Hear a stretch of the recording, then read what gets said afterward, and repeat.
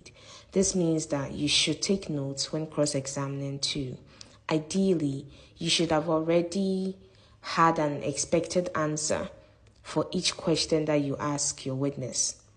Yes, you have to try as much as possible to not ask questions whose answers you do not know or have intel on, lest you might be surprised and it can throw you off as a lawyer. Another point is learn to trap witnesses with contradictions. This works when you listen attentively to the witness. If a witness contradicts their prior statement, confront them with it.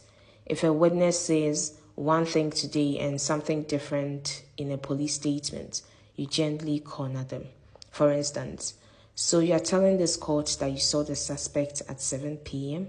Of course, you say yes, but then you follow up with a question. But in your signed statement with the police, you said 9 p.m. Is that not so? You might catch the witness fumbling or formulating some afterthought stories. Now, another advice is learn how to use repetition for emphasis. Now, this tactic it should be used selectively and not always, because the judge might stop you or the other lawyer might just object to your line of questioning if you just keep repeating. Use repetition selectively to emphasize absurdity.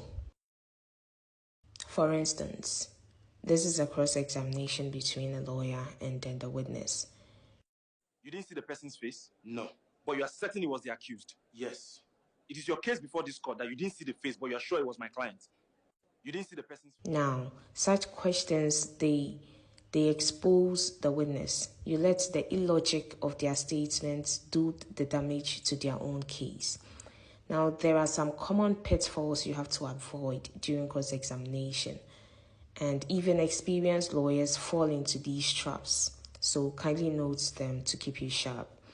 1, don't ask questions you don't know the answer to.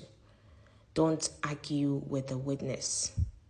Argue your case during the closing or your written addresses. Don't let the witness explain too much. Don't overdo it. Sometimes less is more. Don't forget your tone. Sometimes aggressive cross-examiners often alienate the judge or the jury. And in fact, judges may interrupt or caution you if your tone is deemed intimidating or disrespectful, even if your strategy is sound. And when the judge prompts you, you express your gratitude by saying, "Most grateful," or "I'll take a cue from the bench." See